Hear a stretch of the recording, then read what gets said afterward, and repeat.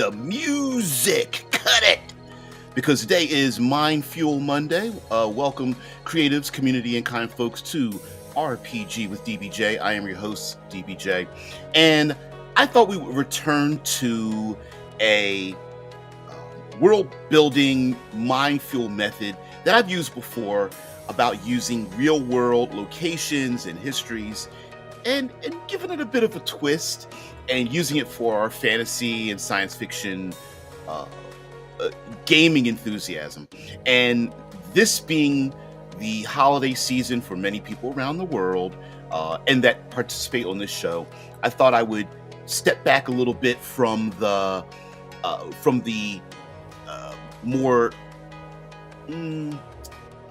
shall I say emotional elements of tabletop role playing, and just sit back and give us a place to escape and give us something to chew on when we are trying not to be stressed out by family, friends, and things that we have planned on the docket. So today, as I said before, I once did a world building about the different regions of the United States, and I thought I would, and this was an overview of the entire United States.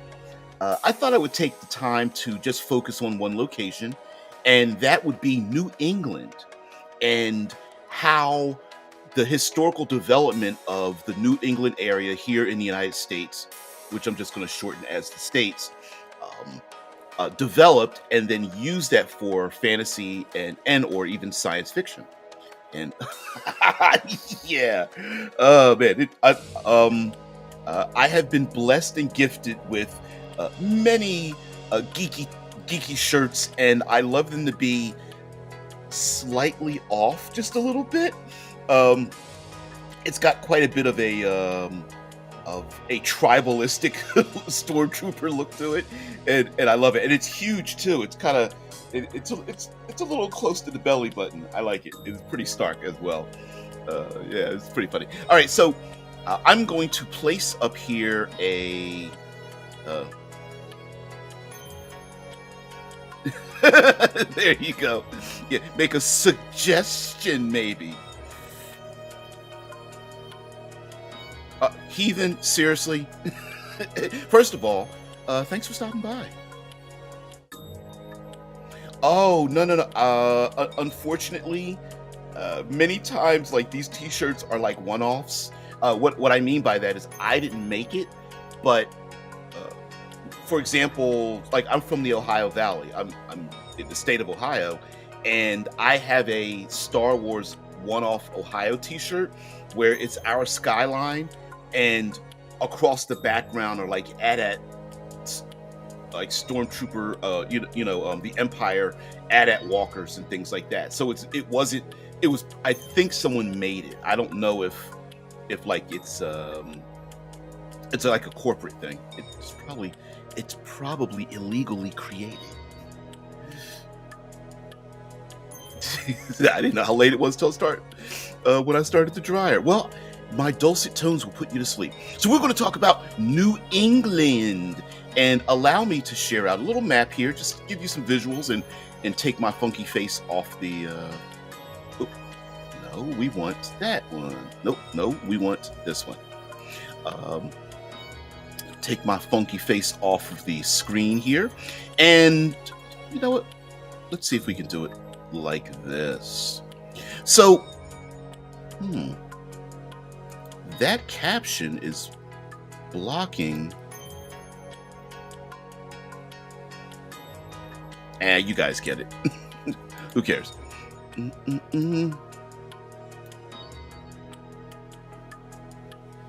Yeah, that would be awesome.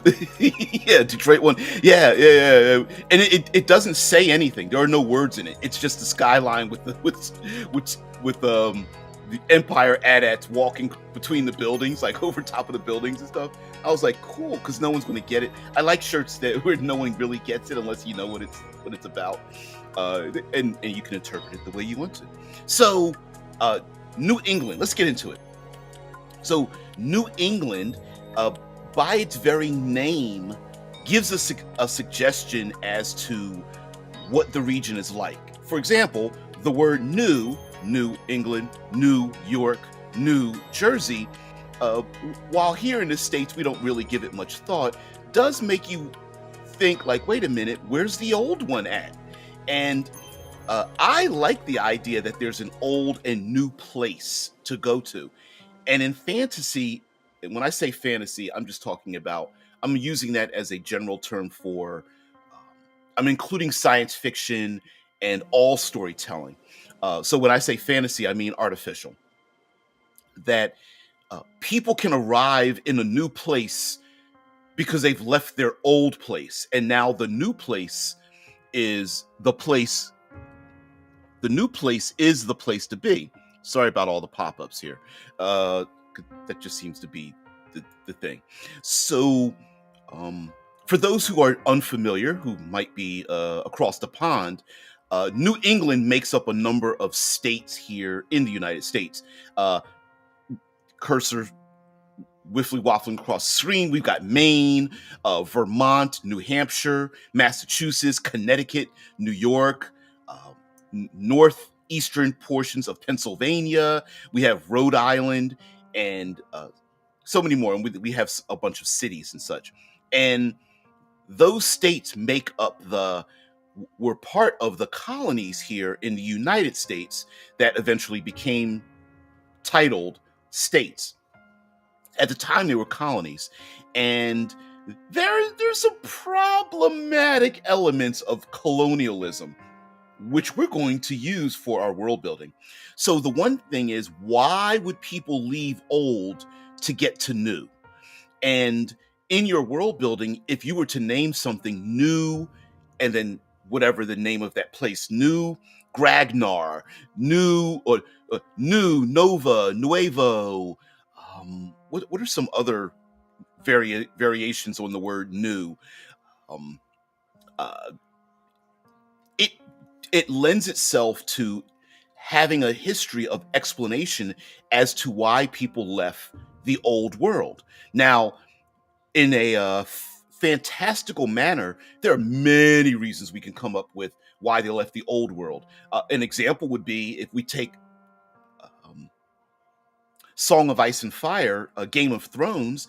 Well, they left because there were 14 volcanoes that erupted and destroyed Volantis and sent those dragon riders fleeing. Which, to be honest, no one ever questioned that part. Like you guys are badasses, but did you kind of do that? Did you actually cause that yourselves? No one really knew. And then also, how did you know to leave before that would happen? So anyway, yeah, some kind of accident or invasion or some other form of arcane or technological destruction or um, aftermath could have happened to cause people to leave. Or it could be socioeconomic. Maybe the people that arrived in new place left because they were being persecuted from old. And we're going to talk about that part um, uh, in a minute. It could be disenfranchisement. It could be war, rebellion, or a failed rebellion against the status quo. It could be expansionism and military rights, or looking for resources that are in a small order. Or it could just be plucky explorers out to find a new place, and they find a new world in this fantasy realm that is unlike anything they've ever seen before. And they go back home and tell everybody that we found a new place that we didn't know existed, and decided to go further, farther, and faster away from where they had been. And now, mind you, you don't need to have the reasons for leaving don't need to be true, meaning people can believe a thing that happened, or factions could interpret their reasonings that don't necessarily have to align with what the player characters think. So for example, when we here have our map above my head, the people in your fantasy world of Maine could be leaving because of religious persecution, and the people that have settled into New Hampshire could have left because of military expansionism, because they're loyal back home. And the people that settled in Vermont may have been part of a rebellion, and they are escaped criminals or wanted for justice or something like that. Now, it doesn't need to be that chaotic, but actually, the settling of New England kind of incorporated all of that. And then collectively, all of them may be like, you know what, we really effed up the old country. And let's find a new place to go without necessarily curing the things that made it terrible. Why leave the old world? Because of bland food, of course. Yeah, so they needed spice to spice it up. Honestly, I know you're being sarcastic, and you know I do this all the time. When you guys are funny, I purposefully take it seriously, and vice versa. Like, I'll make jokes about the seriousness of it, but spice trading is a real thing. And when they got here, it's like, wait, you have what? This food is awesome. That's more of a reason than a little bit that people travel and explore and buy, trade, sell, negotiate, have diplomatic reasonings. Is sometimes it's just you've got new stuff we don't have, and we've got new stuff you don't have, and do that back and forth. We'll get to the dark aspects of colonialism in a minute, but yeah, we need to think up some fantasy foodstuffs that were colonizing far off lands to find. Yeah, who knows? I mean, I'm trying to think of animals that were in the New World, the states that weren't in Europe at that time, and part of me, I'm getting a little confused. I know rabbits were brought over from Europe. Buffalo? New England bland chowder. Ouch. Ouch. You leave the clam chowder alone. The chowder. Ooh. I'm going to touch on this, but I'm going to bring it up right now. New England is renowned for its ocean-going resource extraction, meaning like crabs, clams, hard shell foods in that region, lobster, whaling industry was really big in the New Hampshire region, and I mean New England region, and that very much could be a part of the culture that could have been established because the cultural aspects of the people that already live there. And in your fantasy world building, people could travel from one realm, travel across seas or what have you. This happens to just be traveling across the sea, but it could be traveling across any type of environment. And when they get there to this new place, they can't imagine themselves. Like, could you imagine the people here are like, let's go Dungeons and Dragons, right? Because like I even have that in the background in the thumbnail, that maybe they eat purple worms or axe beaks or fire beetles. What's some other classic animals? Cataplepuses, treants. They drink the living sap out of treants or something and make maple syrup out of it or something. I don't know. Yeah.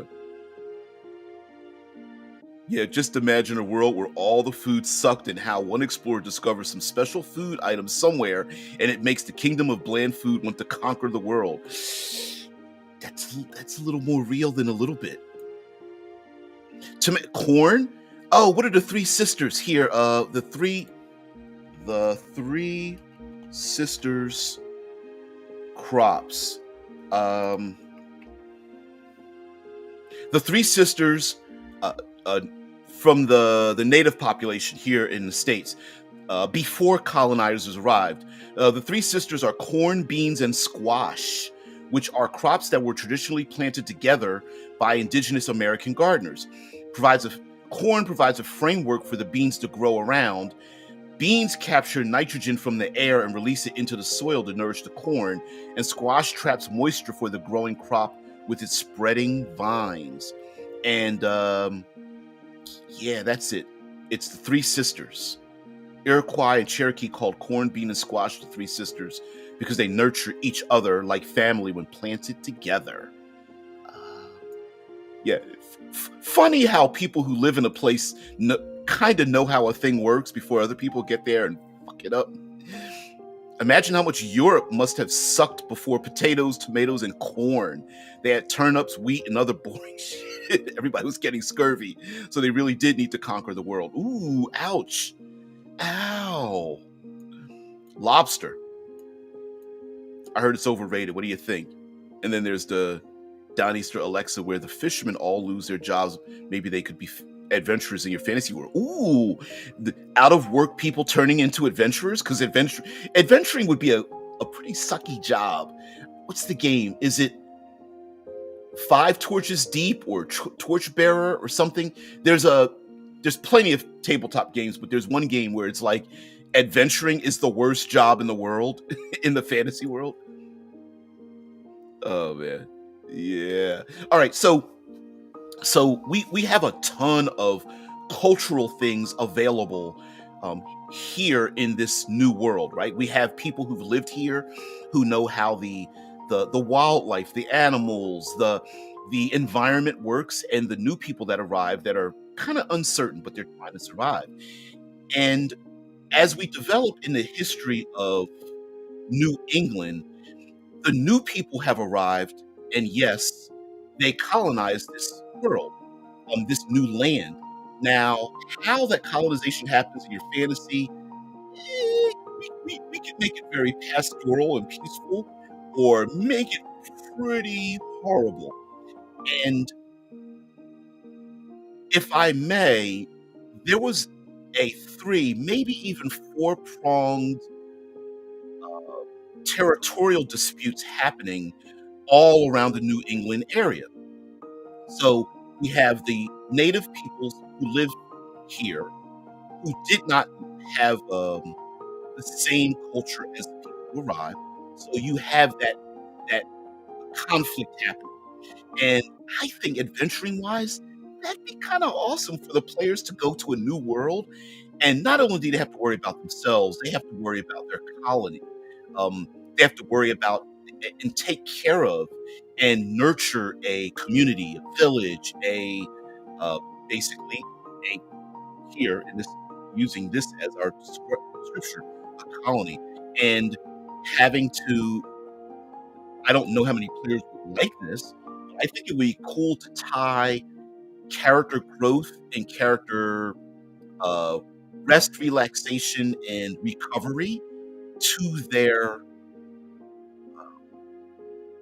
re, tie it to recuperating in their the home they have to take care of. So if we want to use fifth edition as an example for fantasy, if you leave, you can take a bunch of short rests, but it don't matter. If you want to take a long rest, you got to go back home or something of that nature, right? And that'd be kind of cool. Or no matter how much adventuring you do, you can't recover in adventure. Like you can't gain levels until you go back home to allow your home to advance. Now, of course, you can have battle between the native creatures and monsters that live out there in the wild that you're unfamiliar with, and you have that element of the exploration and conflict.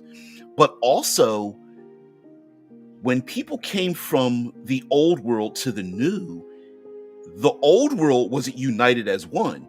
So those people here came from New England who were in conflict with France, who may have been in conflict with the Dutch and the French and, you know, I don't know where other people, Moroccans and Grecians and whatever. You could go on to English. I mean, sorry, the Irish and Scottish. I don't know how many different people, groups were here, but just because there's a new world doesn't make the people who've arrived of one mind. They could still be in conflict.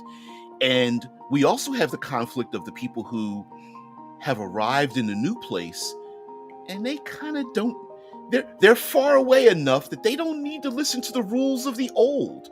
So you have a conflict with, hey, we're in a new world in a new place. How about new ideas and new governmental systems and new economic systems and, new clothing lines and new ways of travel and wait, why are we using our labor to send things back home? We don't need to do that at all. As a matter of fact, we could all combine together and become a more powerful union and throw off the shackles of nobility from the old. And of course, that is many ways how New England began.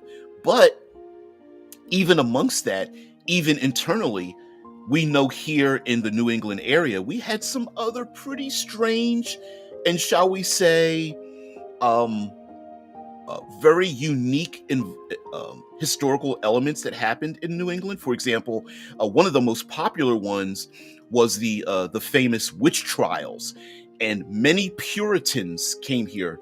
Those were people who wanted to express their religious beliefs and may not have been able to in the old world, or maybe they felt like the old world was succumbing to blasphemies and evils, i.e., we love ourselves some cultists in fantasy, don't we? And a new religious group or many religious groups have shown up here in what the colonies, which became the states. Quakers and Mormons and Mennonites and I can't think of all the other ones. But anyway, we had Puritans and a number of religious organizations, Protestants and Catholics and so on, and they developed here. And that puritanical mindset led to an offshoot of people who were punishing and looking for witchcraft. In fantasy, that may be too. Time to fold laundry, okay, and time for you to go to sleep, listening to the dulcet tones. So in a weird way, many parts of the development of New England actually align with some very classic Dungeons and Dragons tropes, right? We have clerics who came here from a distant land to set up churches and religious fervor and create zealotry and fanaticism. We have fightors who were establishing military outposts. We have criminals. We have ourselves thieves and rogues who came to this new world to extort from individuals. We have rangers, people who are explorers who wanted to travel and explore this new world and find themselves internally a derogatory term of going native, where people who were upper crust had their noses were in the air, and the rangers in this world were like, hell, I'm not noble. I don't have noble blood, but damn it, I can forge my own world. And they threw off the shackles of the old world. I'm thinking of imagery of Assassin's Creed, one of the Assassin's Creed games that took place in the colonial realm, and how the assassin had like the handmade tomahawks and I don't know, obsidian knives and whatnot, running through the treetops with hand crossbows or something like that, or whatever, or bow and arrows and whatnot. So there is some conflict socially and economically and things of that nature. And also, we have ourselves the physical realm itself. We have thick trees, mountainous areas, rolling hills. We have storms. Those who are in the know, the east coast of the United States can get hit with tropical storms and hurricanes. And they happen to develop on the west coast of Africa, sweep across the Atlantic Ocean, hit the Caribbean, the southern portions outside the United States down in the Caribbean area, and they will make a big giant circle. And those storms can sweep up the eastern border of the United States. And they go from Florida up through the Carolinas into Maryland and Jersey, and usually they tend not to remain as hurricanes too often, but they will become tropical storms, and that can be pretty dangerous for shipping and piracy and things like that. And so finding sunken ships, and um, the if we take a look at this map, there are a number of bays, and so protected bays in this area physically were very important. And so you can see these inlets, these bays, these cutouts in this region that was carved through ice and snow from the ice age. And so many people would settle in these bays for safety from those storms that sweep through. But if you don't know, there's a good chance that your ship is going to be damaged or flung against the rocks and whatnot. And a lot of stories can come from that. Noble families that brought their wealth with them because they were leaving the old world and now they're here and the players recover it. There may be ships with refugees leaving the old world and they came here with with thoughts and prayers, and the player characters may rescue them or save them. Or something very dangerous, monsters, animals, heck, something arcane was smashed against the rocks and released upon this world, and the players may need to align with the individuals or communities that have already lived here. And imagine yourself being one of the people who already lives here, and you can't stop the influx of the newbies coming to your world that is for you an old world. And these people are establishing cities, and there's kind of an industrial revolution, and there are more cities being brought up, and yet more ships are arriving with even more of these alien thoughts to you. And I think that would be very awesome for storytelling elements. Now let's get into some of the colonialism. Here are the problematic, darker parts of this, but I think make excellent storytelling elements.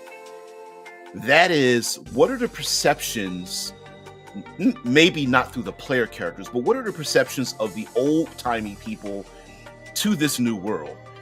Do they look down upon the people who already live here? Is there a physical difference? Hair texture, eyes, bodies, language, with the people who live here? Are they just different colored, physically different humans? Or is the old world made up of gnomes and the new world made up of halflings?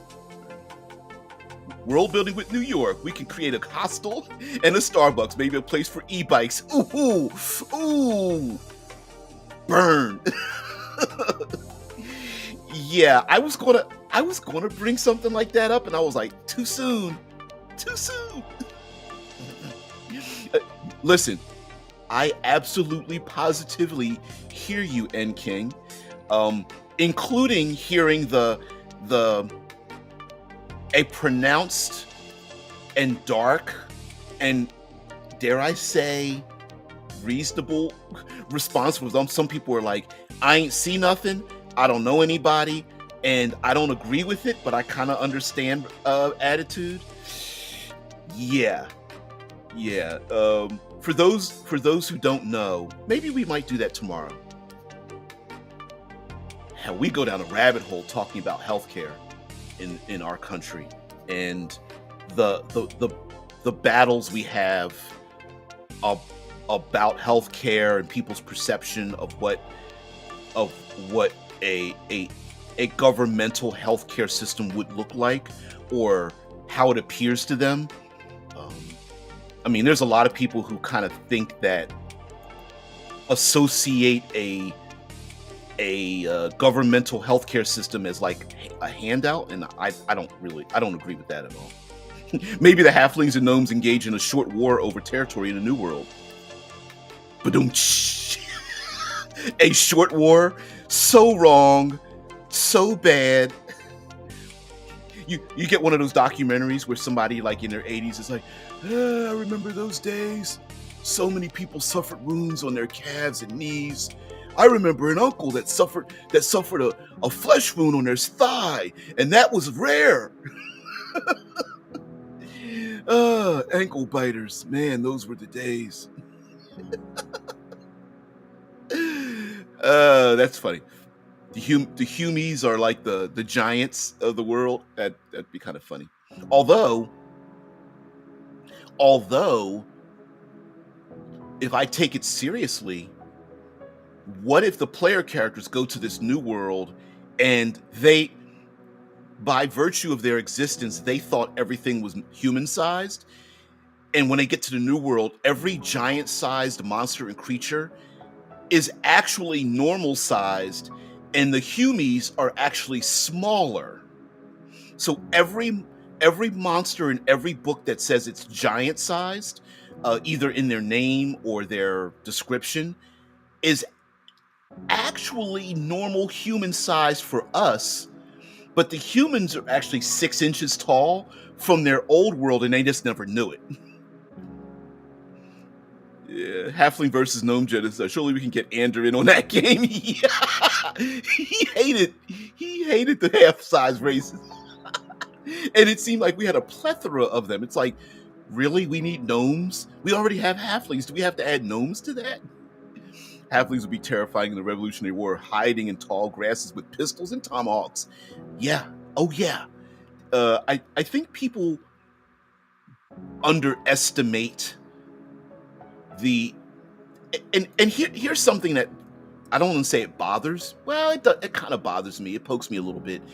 Is that in our fantasy gaming, we've never really seen that many non-human, fully developed cultures and regions with the other fantasy races. Too many times they're just one-off special snowflakes, right? Like, yes, halflings exist, but what does a halfling nation look like, right? Like, have they had wars and intrigues and plagues and expansionism, and or are we still just looking at them as the comedy relief of the fantasy world, right? I don't know.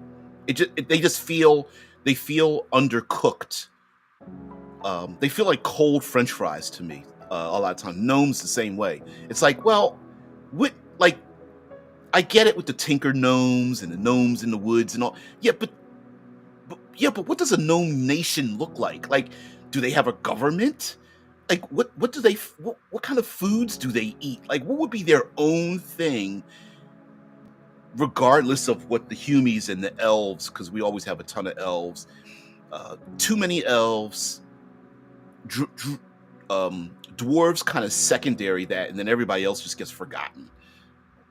Same thing, and then of course you've got all the one-off, right? It's like the tieflings. You never see tiefling nations, true communities of like hundreds of thousands. And what does that look like? Yeah, D&D is like Star Trek, where all the aliens are reflections of human society, right? Orcs and elves exist to define us, not each other or themselves. I agree with that. I do agree with that, right? Like um, it's a reflection of ourselves. Sometimes for the good, like we wish we were, and fill in the blank. Like we wish we were intrinsic with the earth or the air or dreams or something. Knoll culture, bugbear culture, and what about the hobgoblins? Umber Hulk society. Yeah. Yeah. Well, listen, when I'm blaming us players, the minute we started making characters out of them is the moment we turn them from ultimate evil into complex societal like things, right? Like, if people didn't play goblins, then they would just be evil goblins. The moment we started making them, the moment player characters wanted to make them complex, is the moment, as a character, is the moment that we started turning them into these kind of things. I really don't mind. I don't mind like goblinoids being the evil out in the world, unquestionably evil. But you got to leave them there. You can't mix the two. You got to pick a side. Imagine making an enemy of the. Oh, no, stop it. And King, stop. Yeah. Yeah, you do that, and then you end up getting like a seventh level rogue out there who tries to take it upon themselves, walking around with a hand crossbow. Um, Never mind.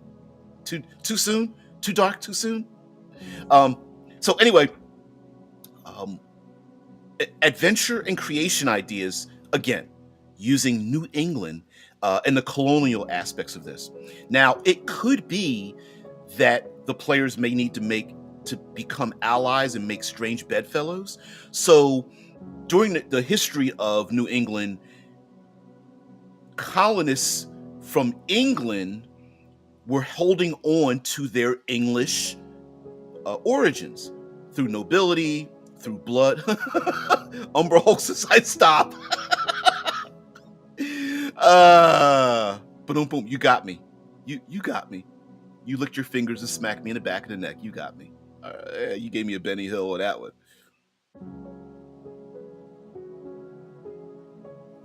Yeah, how about this? Evil as fuck, and they'll eat your face off, and they have high culture, art, and enlightened civilization. The two could exist together, um, perceived by other people, right? AQ says I didn't mean to tie that in because I was like United Health with but it could be a thing, right? Also, to take your Umber Hulk Society seriously, just because a game, okay, imagine the old world in your Dungeon Master's Guide and your Monster Manual. Imagine the people there believe all the stuff in those books is real. That's how the world works. And then in the new world, you toss all that bullshit out, and they look at you and they go, "No, that's not a thing." In our world, there is an Umber Hulk society, and in this new world, um, stealing from Dune, people do ride on the back of purple worms, and in this new world, uh, owl bears have a culture unto themselves. They tie trinkets onto their furry feathers, and they walk around with now like post caveman like objects like wooden spears and stone daggers or something. And instead of air quotes human races that in this world they are uplifted, it's maybe the new world is our version of Eberron. In other words, taking classic Dungeons and Dragons and uplifting it so that monsters that used to be monsters are a society here. Medusa, Cyclopses, Minotaurs. What are some? Let's pick some non-humanoid or not so humanoid monsters, like owlbears, umber hulks, ettercaps. Trying to think of some more classic ones. Even even oozes and plants and elementals or something like that. Maybe there's a more of a culturally acceptable division or in this new world society of Hannibals. Ooh, ow. Now it could be that that's an accepted practice, right? Like maybe a fantasy form of cannibalism exists in this world and everyone just shrugs because that's what happens, right? The lizard people, the lizard folk and the minotaur folk and the halfling folk and whatnot, it's just an accepted practice that a form of that exists. And we know that in even in our own reality that there are many cultures that have practiced a version of that through like the drinking of blood and things. But yeah, so you could go meta with this. In the old world, you have a class, a race, and levels, but in the new world, your sheet is skill based. Ooh, yeah, yes. Heck, I'll I'll I'll I'll even meta add to this. In the new world, you become what you are. What I mean by that is everyone in the old world is human. In the new world, the way you act, your personality, the way you might go native, the places that you rest, you become that thing. So orcs may live in a region because that's where the humans could transform becoming orc-like because of what they are engaged in. Now, it could be something like the foods they eat, the region they live. Like, oh, these people live. I don't know what that means, Anon. I don't know what that means, but yeah, it could be foods they eat. It could be the region they settle. You could get a little bit more metaphysical. It could be their dreams and wants and needs. Like, hey, the greedy. We can go classic good and evil, right? The greedy evil people become more goblinoid as they engage in that, i.e., the Puritans were actually right, and that the witch hunter class or desire is a real thing to hunt down the quote unquote evil people. Um, or it could just be simply, you know what? Whenever you eat the purple, I don't know, the purple fruits, you tend to transform, and this could be a good thing. Like, hey, that transformation, those what would we call them? Like lycanthropy could be looked at as a disease, but the people that suffer from lycanthropy were like, look, this is in our blood. Like we breed this into our people because this is the only way to survive out there in the wild, right? Like we went native because we had to. You just don't know what's out there in the woods. You don't know. Um, yes. Now, other harmful and story-based colonial aspects could be players may be from the old world and they arrive here in the new world, and then they're given orders. They're given orders to put down rebellion, to capture and torture and enslave the people who are here. And the players go, I ain't doing that shit. And then and their old world counterparts are like, oh no, you're doing it. And the players themselves become the rebels. Now listen, you and I know there's something pretty cool about being like the there's something kind of neat about being the underdog, the the one who fights against the man. And if you world build part or even all of your world building using New England, that's a great place to be, right? You end up using the man's power against them. You know how they operate. You know what they are. You know what they hold true, and like you know about nobility and maybe even from the old world, there really are blue bloods.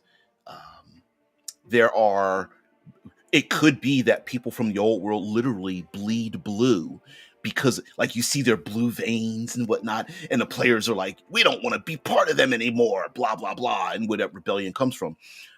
It could this doesn't have to be us against them. It could just be a natural byproduct of like it took a lot of time and there was a lot of loss to get here. Going back home really isn't an option. We have to figure out what we're going to do here today. And the old ways just don't work anymore. And so there can be a lot of conflict with that. Um, it could be that there are native populations that really need the help. And it just so happens that the timing is perfect, that this new world and these new people blending with the old is what each side needs. The old people that come to the new England really need to survive any way they can. And the native population is like, we've been getting our ass kicked by the, the giant species everywhere. And we could we can exploit these newcomers to help us develop so that we're not getting pushed out into the ocean. And that clashing of uh, the shoreline may be the last refuge. Like the players are like, okay, half the players are from the native population, the other half the players are from the new world. They're here mixed together, and the enemies are coming from both sides. The enemies could be coming from using this map. Enemies could be coming from the west, pushing everyone eastward from the people who've already lived here, and that meaning like there's an overpopulation of Tarasques and giants and monsters, or it could be humanoid nations pushing them towards the ocean, and they're like, we got to make a stand here. What are we going to do? All of a sudden, these strange shaped ships arrive with these new people that don't look or smell like us, and they go, they have what in their arsenal? We could really use that. Thinking of an alliance of Thrycreen and Umberhulks, hey, modeled after fire ants, manifesting their destiny through tunnels and conquest. Why not? And yes, humans in real life used sailing vessels to travel across vast oceans. That ocean doesn't need to be water. That ocean could be anything you want. That ocean could be stars or a strange, salted, acidic desert of strangeness they came across. I mean, an ethereal expanse or something. Like we don't have to stick with water, and it could be open sky, right? Like, or um, a devastated land by the battles between the gods that was wiped out, and it's literally lifeless. Like, there's nothing to see but like a gray expanse of dust for everywhere, and there's no life, there's nothing. And the border of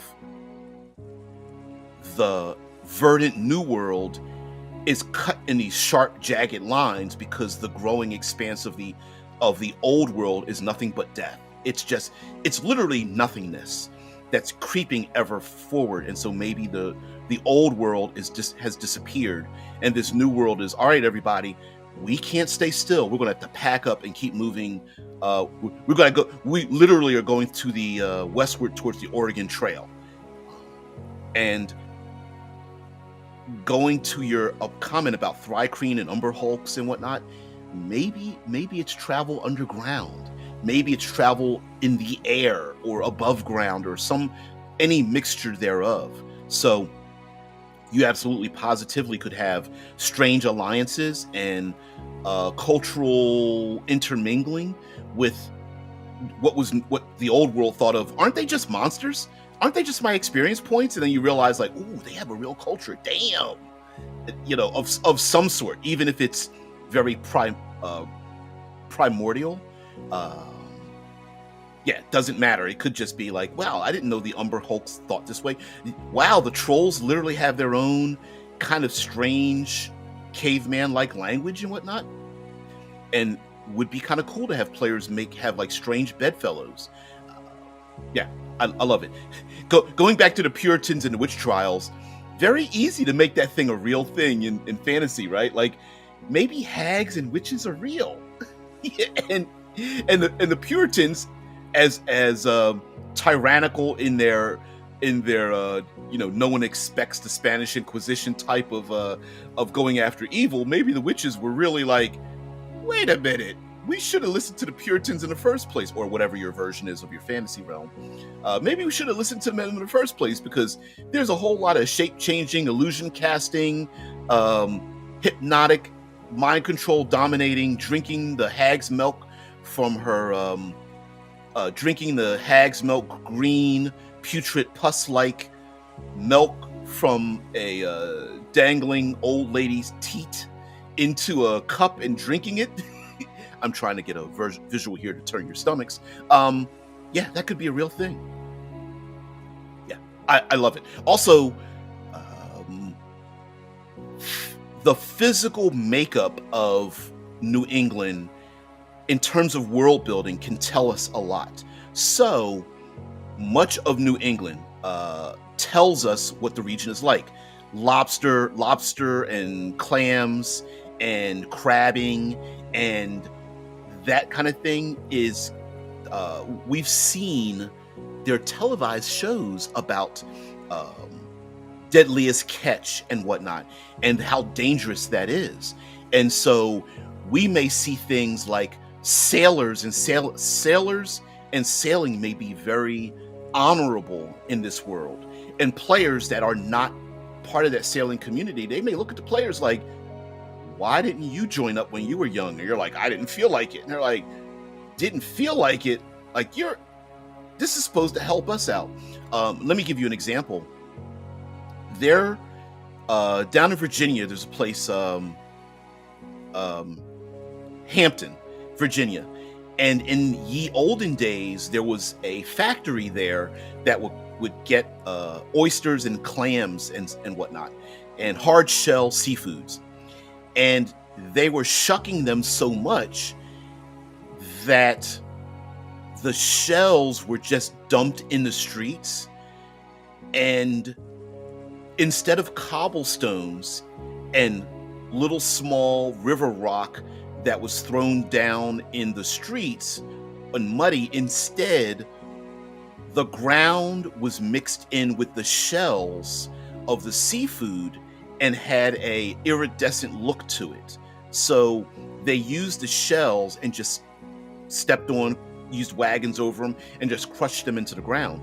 So you could have buildings that are nothing but the hulls of upside down ships that were hauled out of the water, maybe because some of them crashed, or people said, we're not even going back home. And so the tops of homes look like these bowl-shaped things. And when you look close, you're like, is that a sailing craft upside down? That's weird, right? Or maybe there are people here who, instead of using wooden shields, their shields are made of like turtle shells and lobster shells and clam shells and oyster shells with straps on the exterior of them. The same thing for like rations and foods and whatnot. Maybe everything is like a stew and cooked in these big giant boiling pots, and the boiling pot is never really emptied. You just either get the food out of it and people just keep bringing more and more stuff to dump in it. And it's very common for people it is considered classy and traditional and a sign of friendship to, even if you're an enemy, you come in, you bring in a bunch of cages with like food that you've gotten out of the sea. You take a bunch of lobsters and crabs and whatnot and oysters or whatever. You dump them into the giant pot and everybody looks at you and gives you the head nod. And you go over and sit at a table with everyone else. And it's like an accepted practice. You just go, okay, we're not going to have a fight here because you brought food. We have food around the cooking pot. You put some spices in there, and that food, what is the term? Peas porridge hot, peas porridge cold, peas porridge in the pot 9 days old. That may be an accepted practice. Enking says, in a fantasy world, every fishing vessel might establish warships. Yep, with arbalists and cutlasses. No telling what the nets are going to catch. Yeah. I mean, we may think of military on land, and in this world, every fishing vessel is like, it's like hockey, right? You see a fight in hockey where they just drop the gloves and they start pounding each other.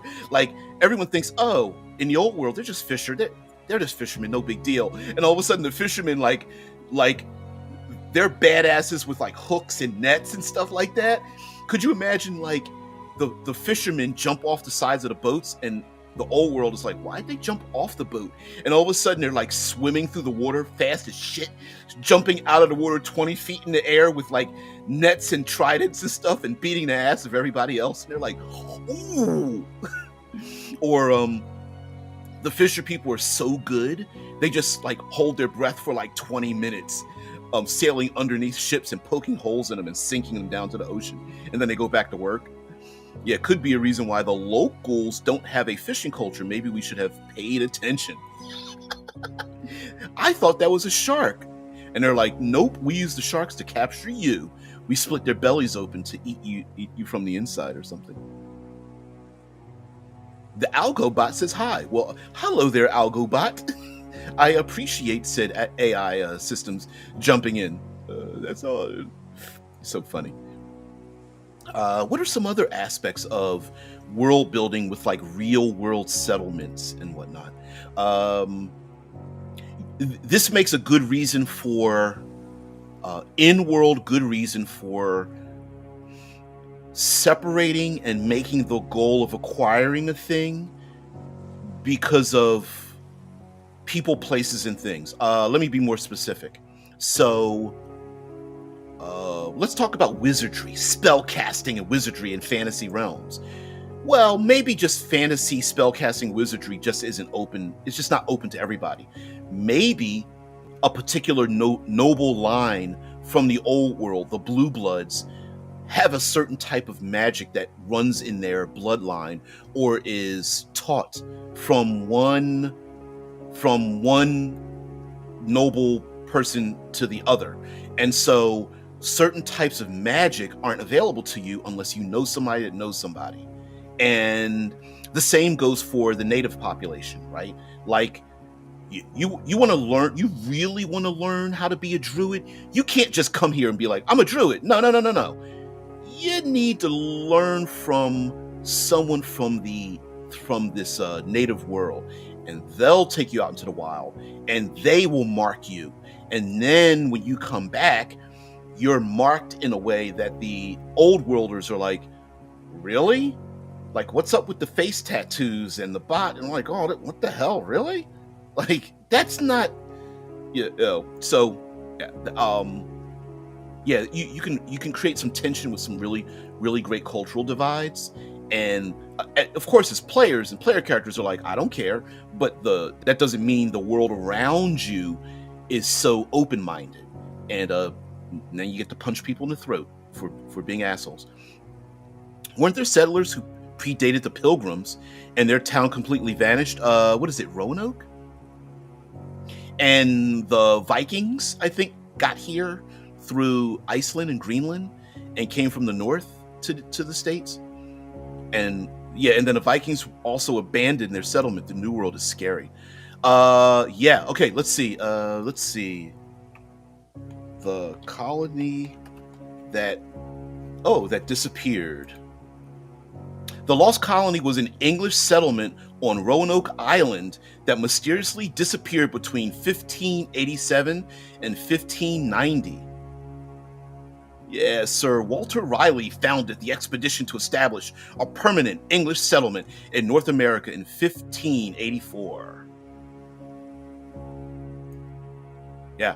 To this day, there are historians who are still trying to figure out how they disappeared. Now, the inexplicable disappearance is important because it wasn't that they were killed, although because that would leave some type of evidence, and it wasn't that they just moved on, meaning like they packed up and moved their stuff, because that, in a way, that would kind of leave some evidence, meaning like we would know that they packed up their belongings and we would know that they traveled along this pathway. They just disappeared.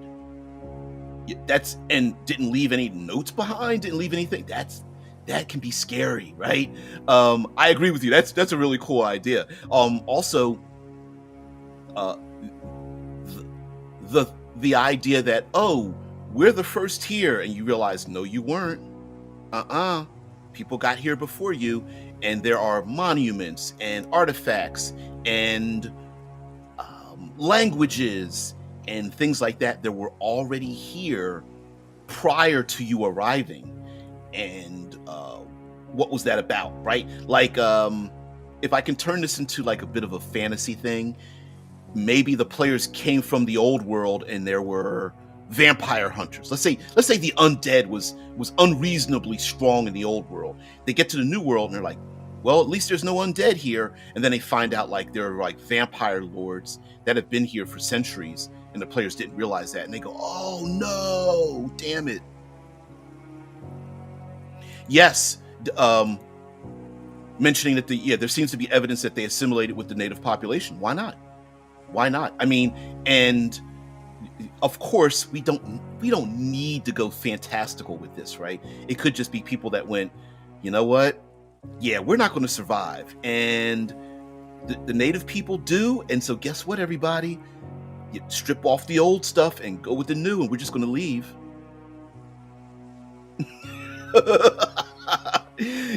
Yeah, that's true. Hey, listen, they don't need to just be hot native babes. Listen, there might have been some six-pack dudes that were packing his nickname was Tripod. Yeah, except for that Croatoan carved in a tree. You know what? What if that was literally a red herring? Figuratively and or literally, the only thing they left behind was a red herring, and everyone's carrying around this like petrified fish. No, but in reality though, yeah, I mean, it could have been a red herring. It could have been the last word of a ritualization of sorts, and those people that left now are are what we would consider to be classic monsters, like shape changers and lycanthropes, or ghosts, or cyclopses, or ettins, or something like that. But they gave up all that so they could turn into trolls and whatnot out in the woods, lizard folk and whatnot, so they could live. Heck, they might even be things like manticores or sphinxes. What's the human-faced monster body monsters, like manticores, sphinxes, harpies? There's a ton of other ones. I just can't think of them off the top of my head. Yeah, yep. Settlers brought rats and disease with their boats. They sure have. I could see fantasy settlers bringing vampires and necromancy with them. Yeah, yeah. Oh, absolutely. And like Shai says, there are people from Roanoke with partial genetic native stock. Absolutely. And yeah, Croatoan red herring trick said he will never be found when they ran off with the Indian babes. Hell yeah, yeah. They were like, there was literally no magic involved. They were like, okay, we don't want to be found. We know the old world's going to send people after us. We know the native population is going to want to confront us. You know what? Why don't we just put this up here and make it a red herring, and we're going to get the hell up out of here? And everyone involved is like, yeah, let's do that. You know, it's the I'm running away from the slasher killer in the house, so I'm going to open up the window to make it look like I jumped out the window, but I'm really hiding in the closet or under the bed. Yeah, it's that kind of thing. Like, yeah, you thought we disappeared, but we actually, we went underground, or we became aquatic people, or we just walked away from our stuff. Off topic, a manticore would be such a great horror encounter. If you don't reveal the monster right away, you just see a face in the trees. That's not necessarily off topic. I mean, that could be a real thing. Like, going native, which sometimes is kind of looked at as like a pejorative, like it's looked at as like, you gave up what you really were like. You went native. But this could be a real survival mechanism that the players may think they're fighting actual air quotes monsters, but they're just fighting regular old folks that said, you know what? You're going to be just like us. You're going to have to adapt. And this was the best way for us to adapt in the most ascension-like manner, right? Also, you could this could also be a warlock-like patronage kind of thing. Like, hey, if you leave our people alone, we will martyr ourselves. We will sacrifice ourselves to you in service for you if you leave our people alone.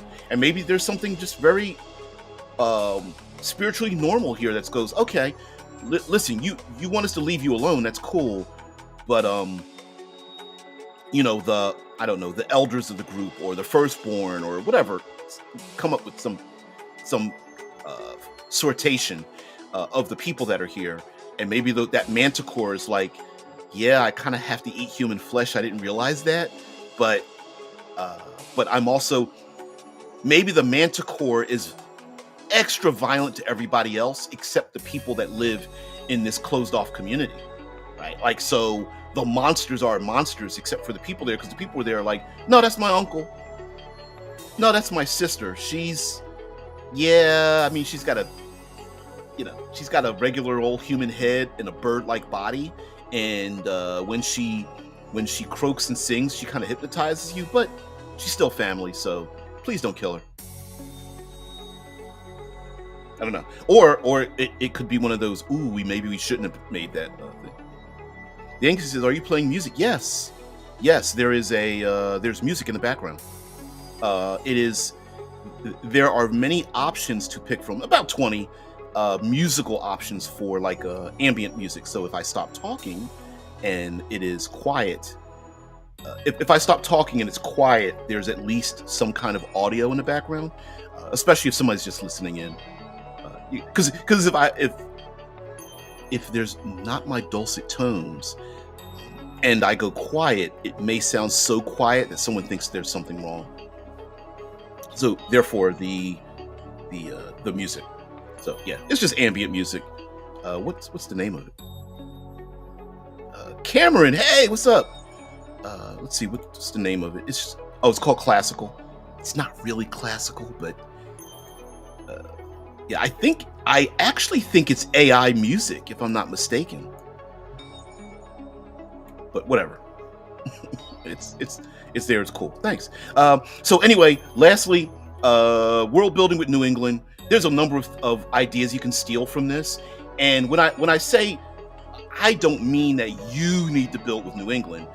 I'm just using that as a backdrop for, like, maybe there's a place you live or a place in the world, and you're like, I don't know where to start, and you go, no, you know what? Pick a real region in the real world, kind of look at their history, a little bit of their culture, and scrape the. Been snagging audio assets on Humble Bundle. Okay, yeah, and that's become a big thing now, right? And actually, people making not a lot. There are people who make money off of creating, like, audio samples and voice samples and things like that. There's a lot of services out there. Fiverr is the first thing that comes to mind. Cameo is another one. But yeah, I was thinking about getting a couple of those to make myself seem more professional. And then I realized, like, I'm not very professional at all. But yes, world building off of New England, I think, is a great idea, in the sense of using a place that you might be a bit familiar with, and then scraping off the serial numbers and going, no, hey, my world is going to be this way. I heard of a cheat code where you can take nearly any place in the world on a map and turn it 90 degrees. So keep turning it 90 degrees, and then just change the names of stuff, and some people may not even recognize what it looks like. Right? So you could take, like the map here I have above my head of the New England. Let me get it even bigger here. So you could take this New England map, and then I'll switch it back here. I got my big old head, but yeah, you could just take this New England map, and then what you could do is turn it 90 degrees and put this ocean part at the bottom, or you could turn it 90 degrees in the other way and put it at the top, or something, or whatever, right? And start to, like, wipe away or erase some of the names, and here you have yourself built-in regions, like built-in bays and built-in roads and rivers. And then what would be very hilarious is you do that and you make that part of your world and you post it up somewhere online, and then some cartographer, some fantasy cartographer out there goes, well, rivers don't really form that way. We don't have to use New England, but now I want to run a play, want to run or play revolutionary campaign. That'd be sweet. That'd be kind of sweet, right? Yeah. Who gets to play, like, which NPCs or PCs get to play those important people we know from the revolutionary era? Yeah, right? Like the revolutionary era, the redcoats are coming. The redcoats are coming, and, like, they're riding their what's a really good mount to ride that's pretty fast, that's not a horse? I don't know. Hippogriffs and griffins and unicorns and Pegasi. That'd be kind of cool. The redcoats are coming. Yeah, it'd be kind of cool. I mean, and how different would that be? Like the revolution. Yes, I know, firearms and the whole big 9 yards and whatnot, but remember, firearms didn't take 5 minutes to take over. There were people wielding sabers and wearing gas masks, riding in the war in, like, the early 1900s. So yeah, the black powder stabs that you use once in a fight before reloading. Yep. A hasty cockatrice. Hell yeah, yeah. I like that. Hasty cockatrice. Running along. Yeah, why not? I like that. I like that. Like, yeah. Like that thing in Golden Axe. Damn, that came through my mind. Golden Axe. Let's see.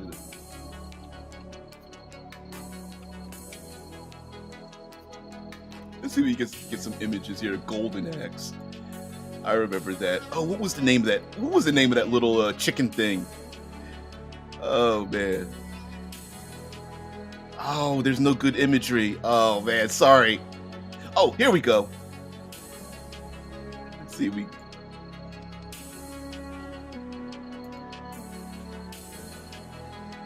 Golden Axe toy. Didn't even think that was a thing.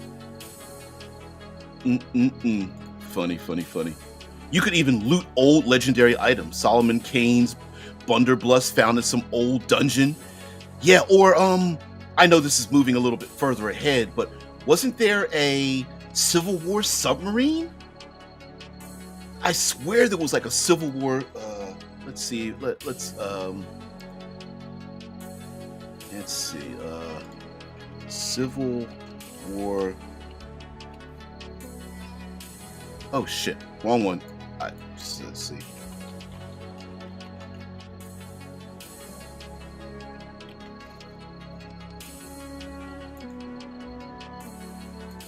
Civil War submarine. Let's see. Wikipedia. National Geographic. Yeah, I remember they said something like someone created that they created. There it is, Civil War submarine. Yeah, why not? Why not? Right? Yeah, all those. I mean, you could make real all of the air quotes fictional things that happened during that time and make that a real thing. Yep, the first iron ships. You could even work in some Andrew M says something here. You could even work in things like the first black powder, the first not the unindustrialized things that happened during the Industrial Revolution. So before it became industrialized, those things may be available to the player characters for use, like finding a chemist, an alchemist that could create something like black powder that the players may need to have. And they're like, what do you call it? I shortened it to TNT. They called it a chicken leg. Playing as the spy service would be neat. Working some plot from the Sharp series with fantasy stuff. Yeah. And also, at this point we're getting into Deadlands territory. Yeah, that's a thing too. And one of the great aspects I think that's undersold in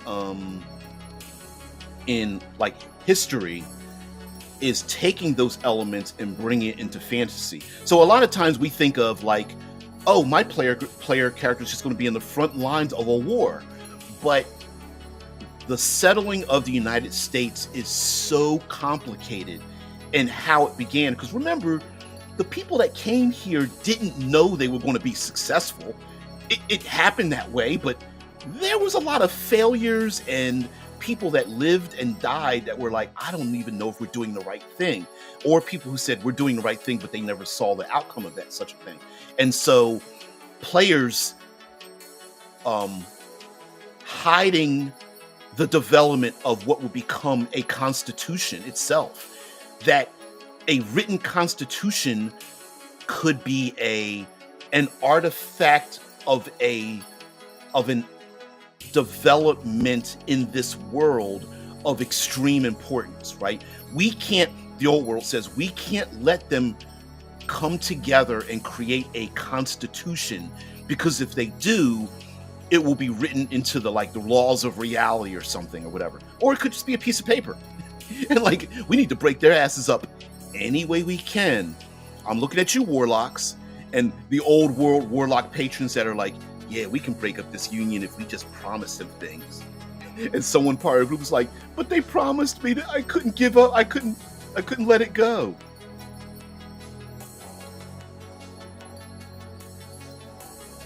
It should be ridiculous when you use an ancient magical sword from a bygone age. It wouldn't work like your current weapon. But You mean like, are you saying like uh fundamentally it wouldn't work, or do you mean like people wouldn't use it because see and again I'm picking with you a little bit, N King. We often rewrite history as if it happened in 5 minutes, right? Like, oh well, the minute they came up with firearms, everybody threw down their old stuff, and that's not exactly how it happened. It took a long time for the fear of firearms to take hold enough for people to completely give up the old ways. People still use and have continued to use bow and arrows and hard armor and spears and mounted combat and all the fantasy things for hundreds of years, while firearms, it wasn't until it became industrialized, like you had full troops lined up with firearms, that firearms really took hold. When you had one or two people still had like, and remember, they weren't very accurate or reliable, right? So you had one person firing one shot and then hoping to reload it, and then you had like 6 people going like, kill this mofo. So yeah, and people actually got shot and kept living. We forget that. We think like a gun, getting shot by a gun is like, oh, it just insta death. No, those people got, now they died from infections and the pain and blood, blood, stuff like that. But people don't just go down from a gunshot. It was pretty wild how many times people missed with firearms because they didn't have rifling until later on. Comploring pilgrims probably had to resort to cannibalism, we're gonna bring that up again. This touches on something I've always wondered about. Imagine being a World War I soldier and you discover a magical musket. Do you use it? Oh, yes. Oh, yeah. Ooh. Yeah, I don't know. Maybe again, it's the idea of legends, right? Even in our own world, we think of like katanas as being kind of legendary in many ways. Yeah, bows and crossbows were almost just as good until the late 1700s. Yep. Yeah. Yanking says, like Excalibur or old Roman or Viking swords. If you were a medieval knight, your idea of a sword would be far more advanced. Yes, like an old gladiator, like Bronze Age gladiator using what's that wide weapon? Cestus or something would be completely different than its modern steel alloy sword. Yeah, I get it. Yeah. And why not? Why you could layer that in your world, right? Your creation, like, hey, the speed at which transformation happens means that something 15 years ago is already old, and so finding it again may be a bit difficult or something. Or hell, no one says that the old worlders brought over bow and arrows. Maybe you got to find that from somebody in the new world, a native person that gives you or shows you how to use a bow and arrow. And again, you have the cultural differences. So like the old worlders might go like, is it a cestus? I think it's a cestus. I'm pulling it out of my ass. But yeah, the old worlders may very well be like, why are you using a bow and arrow? That's beneath you. And you're like, yeah, you haven't seen. Is it a gladius is also a weapon? I couldn't remember. But a cestus sword would be cool as hell. Okay. Gladius versus cestus. Not cactus, cestus. Don't.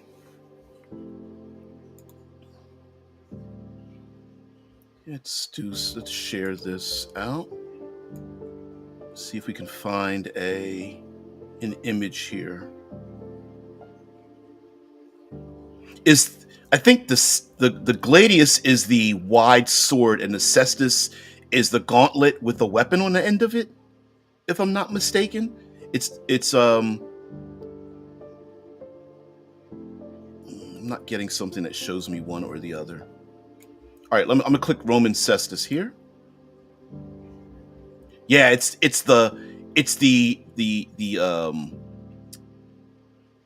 forearm thing, and sometimes they added like spikes or a weapon or a blade to it, or something like that. Yeah, I was thinking maybe I was thinking more of like the punch dagger, which is Katar, I think.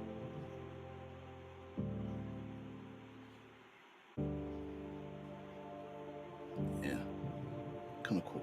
I'm thinking of gladiatorial thing. Anyway, yeah, you get it. All right, guys, I'm gonna let you go.